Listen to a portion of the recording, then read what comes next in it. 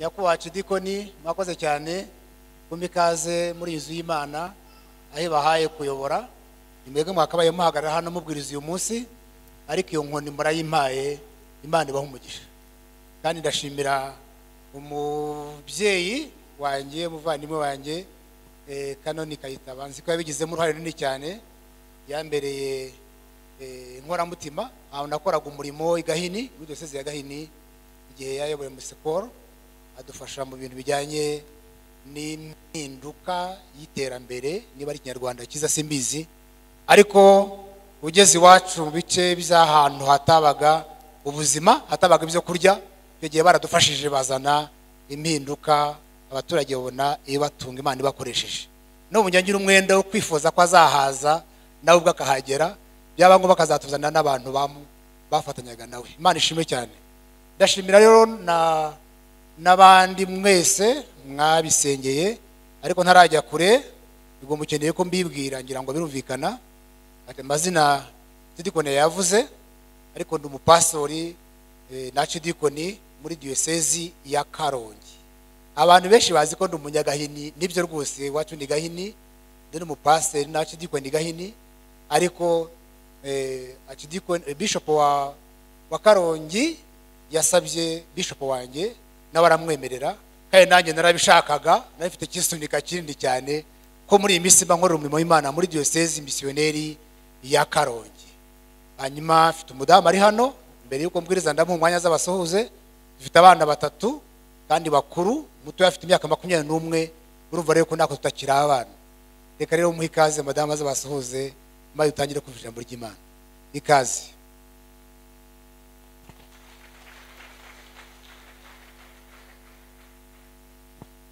ngira ngo biremeye uko dukoresha mikoro imwe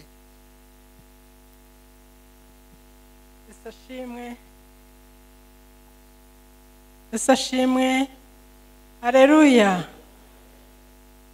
aho narerewe hari indamukanyo tugira tugutendereza Yesu uri mwana gwendiga umusaigona nziza nibaza Yesu murokozi Imana ishimwe nongeye kunezerwa ngeze hano nahasanze abantu b'Imana kandi bakunda guhimbaza nanjye nkunda guhimbaza nagira ngo mbabwire yuko nanezerewe nahageze ndasenga ndahimbaza ibyo mu rugo byohereza mu rugo bigende hanyuma nanjye mpamane na Yesu namubonye mfite imyaka 12 ndi umwana w'umukobwa mutoya aho abandi bakobwa baruswa n'ibyisi ntago nigize mbibona no mu gushaka ntabyo nabonye ndi umumama w'abahungu batatu ariko ndashima Yesu kandi ndagira ngo mbabwire uko Yesu nabonye nkatera igikumwe yuko ntazamuvaho n'iyi saha ndacyamufashe ndacyamukomeje niyo haza ibyaza byose ntago Yesu wanjye nabonye nzamureka Imana ibaho umugisha n'iby'igiciro kubana mugenzi wawe mwembi mukijijwe byatumye urugo rwacu rw'imyaka tumaranye 33 nawe turatabaza yaba mama yaba data yaba badushingiye yaba pastori bacu nawe turatabaza ariko gutabaza si icyaha ariko twe biracyaduhiriye ko Yesu akibishoboye wenyine akabirangiza haleluya ubwo murambwira ngo tugiye mu buhamya oya umwanya wanye no kubwiriza mu bice badusomeye uyu munsi ndibuze kongeraho kimwe ijambo ryagiye rigaruka inshuro nyinshi cyane Yohana we aravuga nako Yesaya aravuga ati nishyano mu gice cya 6 nishyano ndapfuye we kuko ndi umunyamenwa yanduye kandi ntuye hagati y'ubwoko bufite iminwa yanduye kandi amaso yanjye akabonye umwami w'iteka nyiringabo ikintu kirimo aho nubwoba hanyuma rero muri Luka igice cya 5 ho ijambo ryagarutse murongo wa 9 aravuga ngo kuko ubwe yari yumiwe n'abari kumwe nawe bose babonye ifi nyinshi bafashe na Yakobo na Yohana bene Zabadayo bari bafatanije na Simoni, nabo baratangara cyane. Yesu abwira Simoni ati witinya. Ni jambo nabonye ko rigaruka inshuro nyinshi cyane muri ibi bice badusomeye. Hanyuma ijambo ari naryo rikuru uyu munsi turi bubwirizeho barisanga mu byakozwe n'intumwa igice cya 27 ibyakozwe n'intumwa turasoma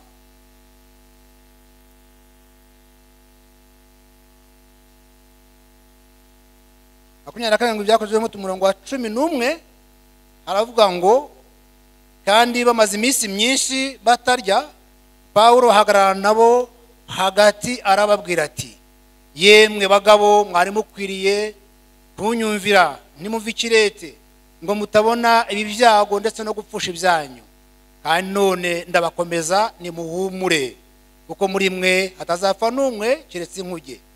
Nuko iri joro iruhande rwanjye hahagaze marayika w'Imana, kandi nanjye ndi uwayo nyikorera, akambwira ati Pawulo witinya, ukwiriye guhagarara imbere ya Kaisari, kandi dore Imana iguhanye n'abo mugendana bose.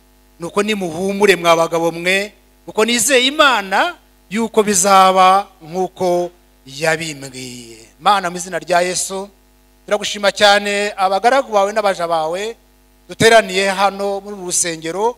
Ntago ruko twabuze ibindi dukora, ntago ruko twabuze ibindi duhugiramo, nta nubwo mwami ari uko data wera twabuze ahandi tujya, ahubwo twaje hano kuko ari cyo badusezeraniye. Badusezeraniye ko 2 cyangwa 3 nibatana mu izina ryawe uzaba uri hagati muri bo. Natwe rero abagaraguwe n'abaja bawe twiringiye mwami kukumva udukoraho, kumva utuganiriza, kumva ibiganza byawe bidukoraho, kumva uganira natwe, kumva uduhinduriye amateka, kumva mwami Imana kuko mu byanditswe byera turimo kubisoma presence yawe mu gihe cyose ku bantu bawe yari yo kubamara ubwoba no kubatinyura mu murimo wawe. Ngwino rero mwami tuganirize mu izina rya Yesu mwami wacu, amen. Yesu nashimwe cyane, ndanezerewe rero cyane amagambo y'uyu munsi. Nifuje ko tuganira ku ijambo ryitwa gukomera mu makuba. Gukomera mu makuba. Amakuba yena ntago ariyo nshaka kwibandaho cyane, ariko navuga gukomera. Gukomera ni uburyo bwo kugira imitekerereze idakangaranyijwe n'ibihe bigoranye umuntu anyuramo. Kuba abandi bakwitegereza bakureba ibihe urimo kunyuramo bagatangazwa no gukomera kwawe, bagatangazwa no kudatura amarira ibihuru, bagatangazwa nuko ahubwo ubakomeza, bagatangazwa nuko ubuzima ubamo atari bwo bukwanditse ugahanga. Ngira ngo niko umugaragu w'Imana Habakuki weravuze ngo naho imitini itakwera bagahengira ubusa imyelayo, amatungo agashira mu biraro, ngo nakabuza ko nishimana Uwiteka nkanezerwa mu Mana y'agakiza kanjye. Nta mpamvu iraboneka. Yesu ashimwe cyane. Uyu munsi rero ndagira ngo tuze gusoza dukomeye, kabone nubwo twatuca mu bikomeye bigoranye, kuko Imana yacu yo iracyari ku ngoma. Yesu nashimwe cyane. Ubu rero yenda nari nasubira muri bya bice twasomye, reka nibande cyane kuri iki gice cya nyuma dusomye muri byakozwe n'intumwa 27. Bibiliya itwereka ibintu byinshi cyane Pawulo yagomba kunyuramo. Icyo abo bantu bahuje, yaba ari Yesaya, yaba ari Petero muri Luka, yaba ari na Pawulo mu byakozwe n'intumwa, icyo bahuje bose ni amakuba y'umuhamagaro. Amakuba y'umuhamagaro, ingorane zo mu muhamagaro, gutinya bitewe n'umuhamagaro n'undi muhamagaro. Pawulo rero we yari afite ibintu agomba guhangana nabyo hamwe n'abantu bari kumwe kugira ngo nabitsinda ahagarare adatsinzwe n'urubanza. Haleluya. Bibiliya ivuga inshuro nyinshi cyane gutsinda, ariko ntabwo ari cyo ndi bwigishe. Icyo abatsinze bazabona. Ariko nizera ko nta muntu n'umwe muri twebwe uzagera imbere y'Imana ntacyo yatsinze. Ngira ngo n'icyarwanda nta kintu watsinze. Nawe ubwo hari igihe usubiriza amaso inyuma, hariya ahantu nahanyuze nte, hariya ahantu nahanyuze nte. Aho hose rero niho tuzagera imbere Imana cyangwa Yesu akaduhagarara imbere akavuga ati nuko mugaragu mwiza. Yesu ashimwe cyane. Haleluya. Pawulo rero we icyambere tubona ko Pawulo yari umunyururu, yari imbohe. Yari imbohe aboshye amaguru n'amaboko. Kandi Pawulo yari azungurutswe n'abasirikare n'abarinzi b'inzu n'abarinzi b'abanyururu bamujyanye i Kaisari. Pawulo ntabwo ari ibyo byonyine gusa.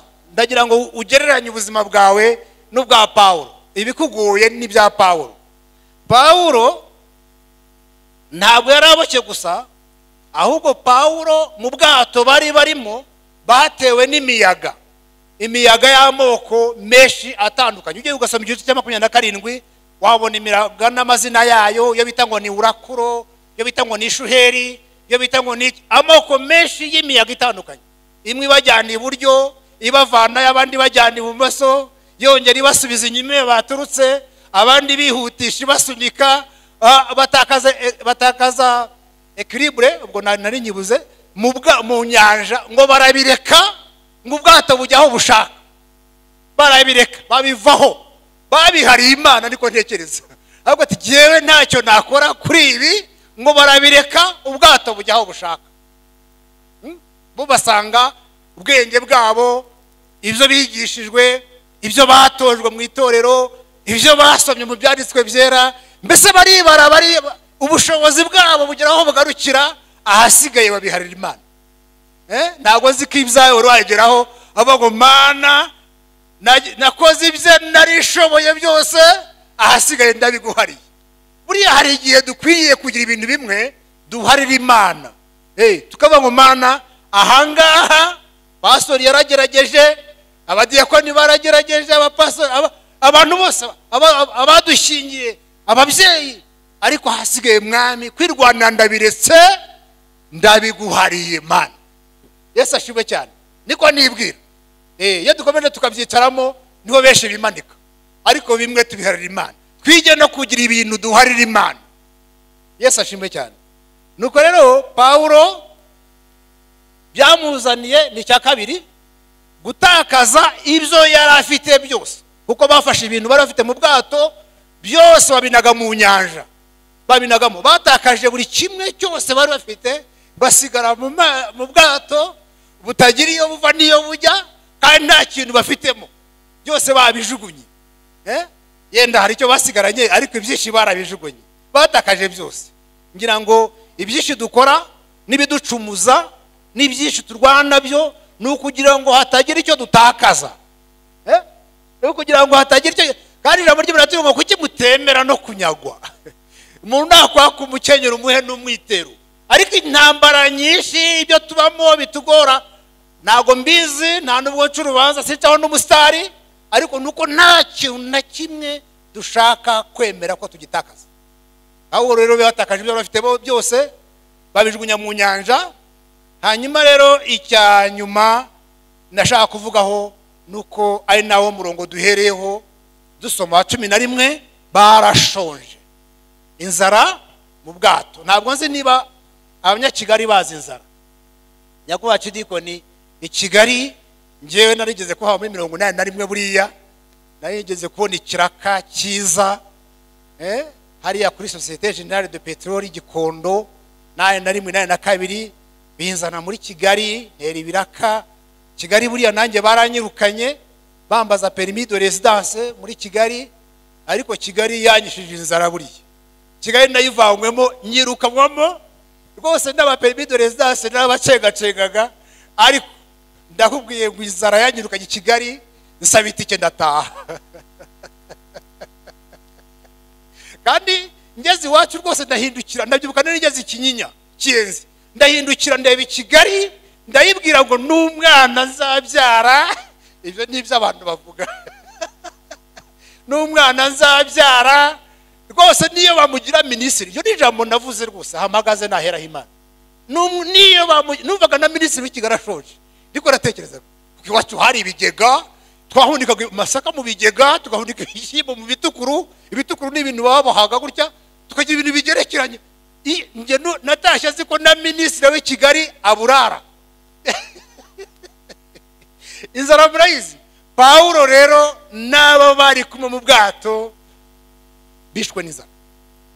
Inzara bo atari uko nta n'icyo bafite cyo kurya, ahubwo inzara itewe n'ubwoba. Ubwoba butewe n'urupfu. Babonaga urupfu ari rwo rubazungurutse. Babonaga urupfu ku manywa, bakabona urupfu nijoro. Ngira ngo inyanja ntiwanareba ngo uheze amaso ngo ugire n'icyizere ko hari aho gutabarwa kwazaturuka. Icyo cyizere gikerero cy'ubuzima byatumaga nta nzara na apeti bafite y'ibyo kurya cyangwa y'ibyo kunywa, bituma barekera barabyibagirwa babivaho. Buriya nigeze kumara iminsi ntazi umubare, uko niko kuri gukizwa. Buriya niko nyandahira abanyagahene barabizi ukuri gukizwa. Nigeze kumara iminsi i Kigali ntazi ngo ningahe naryo, ntabwo nari nyizi.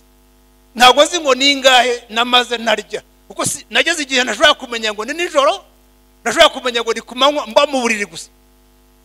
Byabasonga rero biwaciriya nta kwemera guterura ibintu byose bibonetse, bitamo gupfira mu buriri. Yesu aranzura agira ngo nzageraho mbone umwanya wo kubwiriza i Kigali. Yesu ashimwe cyane. Haleluya. Yesu yambikiye kugira ngo nzagaruke Kigali nje kubabwira ko buriya kumbe kibazo ntago cyari Yesu, kibazo cyari ngewe. Ntabwo Yesu yaraniwe kuntunga i Kigali. Pawulo rero nabo bari kumwe bicwa n'inzara y'ubwoba. Inzara idatewe nuko babuze ibiryo burundu, ahubwo gucika intege, kwiheba. Ntabwo nzi nibura uragera ahantu wiheba kugera aho uwumva nta n'amazi yo kunywa ukeneye bitewe nuko wihebye. Abanyarwanda nibwira ko dushobora kuba turusha undi muntu wese ku isi kuba muri iyo situation. Niko nibwira kumva ari nta kintu na kimwe, cyaba icyo kurya cyaba icyo kunywa, utanabyibuka. Icyo wibuka cyangwa wibutswa ari uko ugomba gupfa. Pawulo rero nawe icyo yabonaga n'urupfu rwonyine na timu ye bari kumwe mu bwato. Ubwato butagira icyerekezo, ubwato butagira inkombe butereraho, ubwato butagira gahunda, ubwato butagira ubuyoboye, kapiteni yarekuye. Nibwo buzima bari barimo. Urambaza Taponeri urimo uratujyana he? Makanya gato. Bibiliya itubwira uko Pawulo rero kuri wa murongo wa 11 ahagaze imbere y'abantu. Ba bantu bihebye, ba bantu bashobewe, ba bantu barira, ba bantu bapfuye, ba bantu batakaje byose, abahagarara imbere ababwira rya jambo ribahumuriza. Ku murongo wa 22 ati, kandi none ndabakomeza nimuhumure, kuko muri mwebwe hatazapfa n'umwe keretse ubu bwato bwonyine. Haleluya.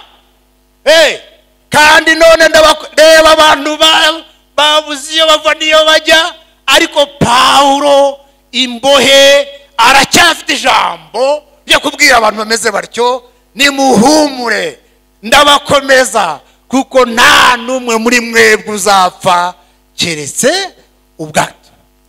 Yesu nashimwe cyane.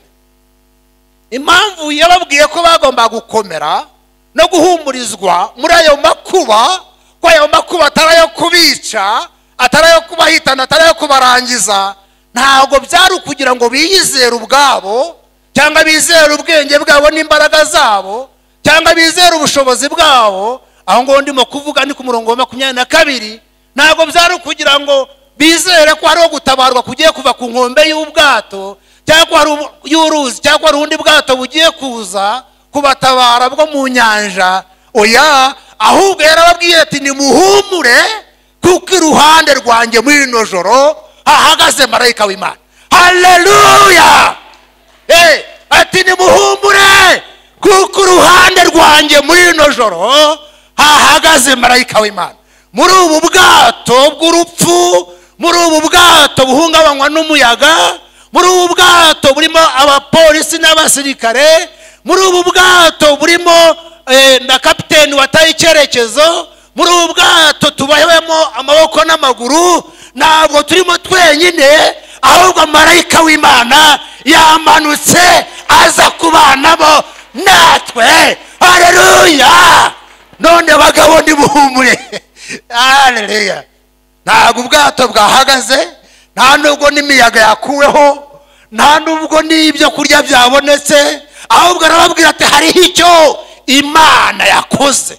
Ntabwo tukiri twenyine muri ubu bwato, kuko marayika w'Imana yatumwe akaba ari kumwe natwe muri ubu bwato. Iyo ni message, ubwo ni ubutumwa bwiza itorero rihamagarirwa gukwirakwiza ku isi yose, ko tutari twenyine. Haleluya!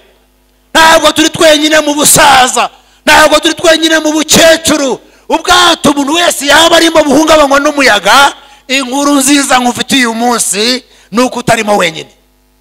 Yesu nashimwe cyane. Oh haleluya! Oh haleluya! Inkuru nziza nkufitiye muri ubwo bwato nuko utarimo wenyine. Uwo mwicaranye n'ijwi ryamugeraho niba covid itabyanga, wambwira ngo ntabwo urimo wenyine.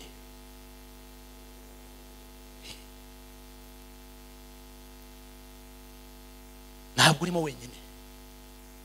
Buriya ubundi ngo inzoka burya ntabwo yakabaye ishobora kwica inyoni,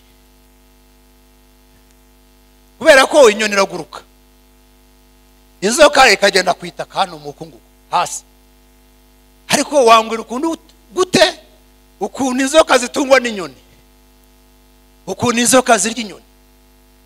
Inzoka zirya inyoni kubera ko iyi inyoni ikosheje gusa igahuza amaso n'inzoka, amaso y'inzoka ashobora gukonfuzinga inyoni, akayibagiza ko izi kuguruka, ikayibagiza ko ishoboye no kuba yakwiruka n'amaguru yafite, ahubwo igakubitira amababa ahantu iri ngo ndapfuye we, ngo dore inzoka, ngo kandi ngo ntacyo nakora, ngo dore inzoka. Igiye ikubita amababa gutya, inzoka ikaza ikayirya. Natwe rero urupfu rw'abakristo, urupfu rw'abarokore, nibagiye kubabwira ko ndi umurokore. Nicyo gikuru nzi niziho kandi nkunda kuruta ibindi byose. Urupfu rw'abarokore ni ugutekereza ko ishyano ryatuguyeho kandi ryatuguyeho twenyine, k'ibyago bituriho ko tubirimo twenyine, tukibagirwa ko hariho undi umutambyi mukuru ubabarana natwe. Yesu ashimwe cyane. Dufite umutambyi mukuru ubabarana natwe. Pawulo rero abwira abo ku murongo wa 23, Pawulo yaravuze ngo ndizera nashidikanya ko bizaba nkuko Imana yabivuze, kuko iri Yohana rwanjye hahagaze marayika w'Imana kandi uwo nyikorera akambwira ati Pawulo witinya, ukwiriye guhagarara imbere ya Kaisari, kandi dore Imana iguhanye nawe bari kumwe bose, nuko nimuhumure mwa bagabo mwe, kuko nizeye. Wari umurongo wa 25, kuko nizeye Imana yuko bizaba uko nabibwiye. Nizeye Imana muri imiyaga ihuha, nizeye Imana ko nta n'umwe uzapfa. Haleluya! Nshuti yanjye rero, nawe mwene data unyumva uyu munsi, ushobora kuba nawe uri mu bihe bimwe nk'ibya Pawulo, cyangwa wumva minarenze, biterwa nuko umuntu wese yumva ibintu bye, urwana n'imiyaga y'uburyo bwinshi butandukanye. Birashoboka rwose ko nawe waba uri mu bwato busa n'ubwo ngubwo, ufite intambara atari mu mirimo y'ivugabutumwa gusa cyangwa iyo ushinzwe, ahubwo umuyaga ukaba ari mu muryango uvukamo, umuryango washatsemo, cyangwa umuryango we bwite, cyangwa imiyaga ikaba iri mu bucuruzi bwawe, muri business zawe. Imiyaga itewe n'iki cyorezo twageze cya covid-19, cyangwa se imiyaga itewe n'imyaka ugeze mu izabukuru, n'indwara zigenda ziza z'ibyorezo, cyangwa indwara ziterwa n'imyaka ugezemo. Imiyaga myinshi y'uburyo bwinshi butandukanye. Imiyaga y'ubupfubyi ni imiyaga nayo iteye ubwoba, imiyaga y'ubupfakazi, imiyaga yo kugira ubumuga. Nshuti yanjye mwene data, uyu munsi mpagaze hano nka Pawulo. Ni ngewe Pawulo uyu munsi imbere yanyu. Haleluya. Mpagaze hano nk'ukomeza ngo witinya. Witinya. Witinya kubera iki? Kubera ko hari Yesu Kristo umwana w'Imana, dufitanye amasezerano nawe. Yatubwiye ko azadusiga, atubwira ko atazaduhana, atubwira ko azabana natwe kugera kumera y'isi. Haleluya. Iyo tugiye mu isezerano rya keraho, haravuga ngo kugukoraho ni nko gukora mu mboni y'ijisho ryanjye.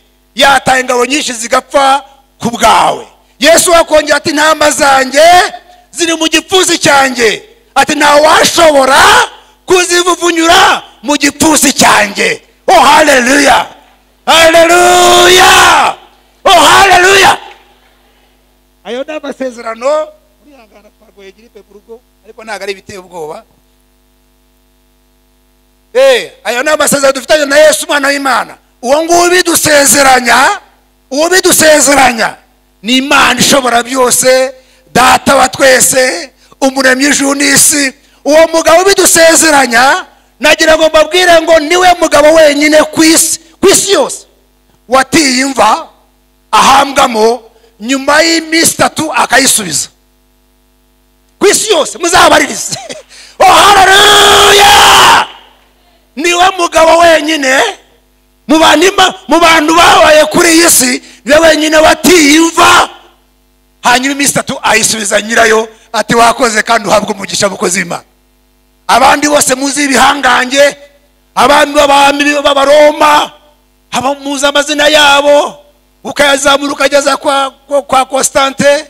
Abo bantu bose ba enjeniyeri bakoze indege, bariya bubatsi ibibuga by'indege, abo bose ibihangange mugenda mwumva, abo bose abo tuzi nabo tutazi, imva zabo ziracyapfundikiye. Ariko Yesu umwana w'Imana, oh haleluya, imva ye irarangaye. Uwo ni ugusezeranya rero ko muri ubwo bwato urimo wicayemo bukugoye, never ntabwo uzabamo wenyine, azabanamo nawe. Nta muyaga washobora kugira gute kurengera Yesu. Birashoboka ko wabona umuyaga uteye ubwoba, ukabona umuyaga urarengeye, kandi koko nibyo rwose. Imiyaga myinshi turusha imbaraga, ariko uyu munsi mufite inkuru nziza ko nta muyaga washobora kurengera Yesu. Haleluya.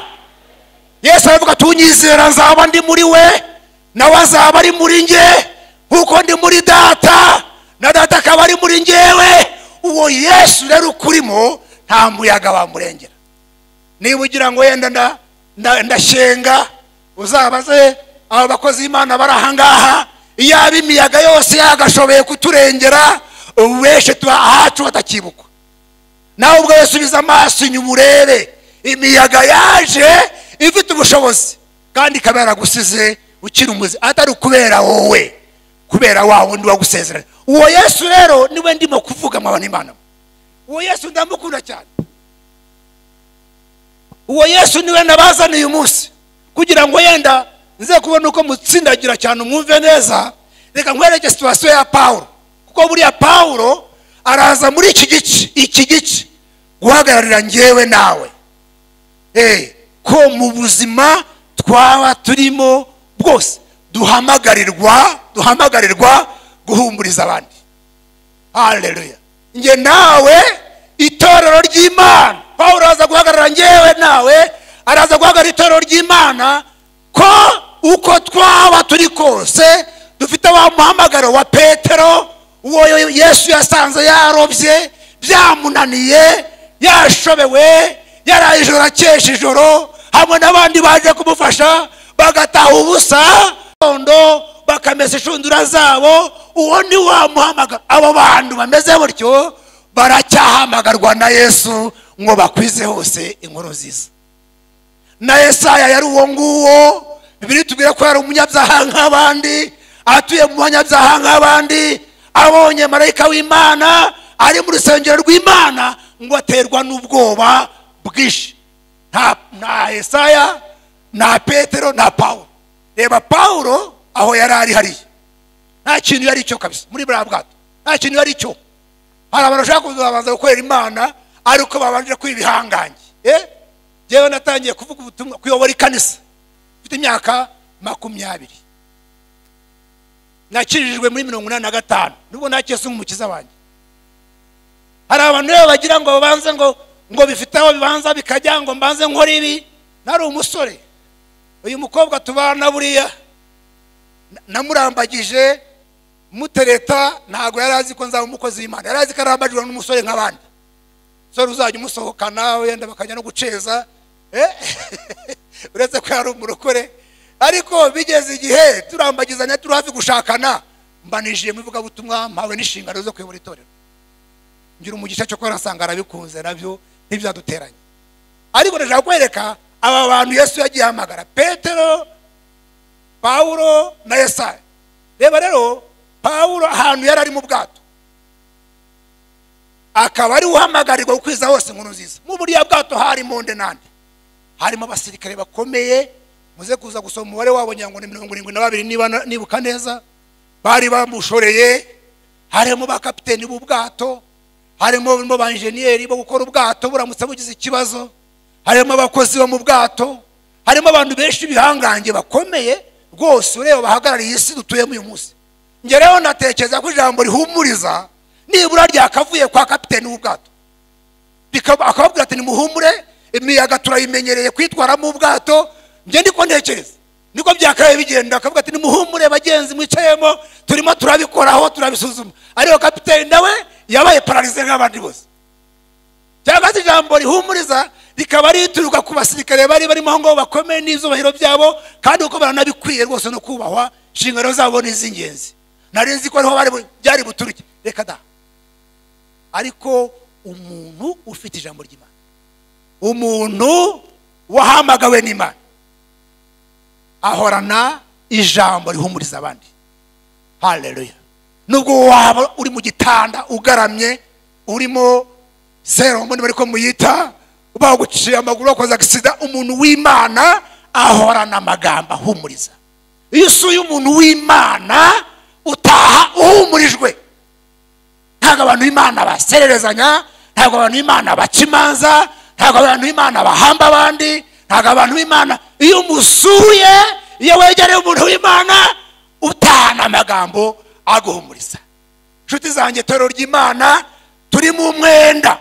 Uyu munsi nge nawe turahamagarwa, kuko turi kose turaruta Pawulo, situation yari arimo turamuruta. Turahamagarwa kwiza hose inkuru nziza. Duhumuriza abera b'Imana, duhumuriza abagowe n'abafite ibibazo. Dufite message iri original iva mu ijuru, dufite Imana dukorana nayo, iraduhamagara nge nawe. Yesu arahamagara nge nawe ngo tugendane nawe guhumuriza abantu be. Haleluya. Pawulo arazana guhagarara itorero. Itorero rifite ubutumwa no mu rupfu, n'imbere y'urupfu y'abantu bapfuye, agisita zabayeho, inzu zagwiriye, abantu zabanahiye, byageze gute? Itorero rigumana ubutumwa bwiza buhumuriza abantu b'Imana. Haleluya. Reka duhaguruke mu gihe cya COVID, igihe abantu bashobewe, igihe abantu bahomba, igihe abantu bakinga business zabo, igihe ingo zisenyuka. Itorero dufite ubutumwa bwiza, dufite ijambo rihumuriza abana bari mu mihanda, abagore batawe n'abagabo. Itorero dufite ubutumwa bwiza bwo kubahumuriza. Nge nawe turahamagarwa. Yesu ashime cyane. Bavandimwe banjye rero soza uyu munsi nashatse ko tuganira ku ijambo ryitwa rwose gukomera mu makuba. Kandi nta wundi muntu ushobora gukomera mu makuba uhari ngewe ndimo kubona nk'umurokore. Impamvu umurokore akomera mu makuba ni iyihe? Nuko tutaba turi twenyine, hariho uba ari kumwe natwe. Mu bibazo byose dufite hariho undi uba uri kumwe natwe. uwo rero niwe nabazaniye uyu munsi. Nicyo Pawulo yavuze ati kuko muri iri joro hahagaze marayika w'Imana. Uwo marayika w'Imana uzamusanga ahantu henshi cyane, uzamusanga ari kumwe na Mose mu butayu yarahunze aragiye intama za sebukwe, uzasanga marayika w'Imana amusangayo akababwira ati kuri kose waba n'umushumba uragira inka z'abandi, babyita ngo n'ugushumba, n'ugushumba, ariko wowe no uzakura ubwoko bwanjye mu Egiputa, wowe umeze utyo w'impunzi. Marayika w'Imana uzamusanga ahantu henshi hatandukanye. Uzamusanga mu gice cya 12 mu byakozwe n'intumwa, asanga Petero aboshye amaguru n'amaboko ari muri gereza ahambiriye, buri buke ngo akanyongwa, buri buke akicwa na Herode. Marayika w'Imana ngamukoraho, hanyuma ati byuka unkurikire. Arabyuka kandi akomeza umurimo w'Imana. Muhereshereze Imana icyubahiro. Haleluya. Uwo rero niwe nabazaniye umunsi mbabwira ngo nimuhaguruke mukomere, nta byacitse, ibikuriho, ibyunyuramo byose abera batubanjije babiciyemo, kandi nkwibutsa ko utari wenyine, ahubwo uri kumwe na Yesu. Umwami Yesu arabaha umugisha. Mwakoze cyane. Nyakubahwa Kidiko ndongera kubashimira, mwakoze cyane. Imana ibahe umugisha. Hanyuma reka nsabe itorero ryose muhaguruke maye dushimira Imana itadusize, itadusiga ngo tube twenyine. Mana, mu izina rya Yesu, imbere yawe abagaragu bawe ndetse n'abaja bawe, ibihe ducamo biba bitandukanye, umuntu wese imiyaga yitandukanye n'iy'abandi, ariko icyo tugushimira gikuru ari nacyo tubwiye mu ijambo rye kuri uyu munsi, nuko uba uri kumwe natwe. Rimwe na rimwe igihe tukwibagirwa, kugira ngo Mwami Imana twirwarize, tugerageze n'ubwenge bwacu, ariko turagushimira ko uyu munsi tubwiye mu ijambo ryawe ko dukwiriye kuba tuguhanga amaso, kuko udashobora kudusiga wenyine. Hariya rero biducikiyeho, hariya bigoraniye, kuri uyu muja unyumvise uyu munsi, kuri uyu mugaragu wawe unyumvise uyu munsi, hariya bigoraniye, hariya bicikiye, ndagira ngo atahe afite icyizere adashidikanya ko atari ibyo kumwica, kubera kuri kumwe nawe. Akubona uri kumwe nawe, izina ryawe Mwami rigere hagucyubahiro, kandi itorero ryose ndarihagurutsa, nabera bose n'abanyumva bose, mbibutsa ko dufite inkuru nziza. Isi iradutegereje, u Rwanda rudutegereje, Afurika iradutegereje, abapfakazi baradutegereje, imfubyi ziradutegereje, abarwayi baradutegereje, abafungwa baradutegereje, abantu bose Mwami bagowe, abantu bose bananiwe, abantu baheze mu bubari, abantu bacitse intege Mwami, baradutegereje ngo tubashyire inkuru nziza yuko batari bonyine, inkuru nziza y'agakiza yo kuba batura akava mu rupfu, ahubwo bakajya mu bugingo buhoraho. Ubwo izina rya Yesu Umwami wacu, amen. Mwakoze. Yesu abaha umugisha. Muri abantu beza kandi nabakunze cyane. Imana ibahe umugisha.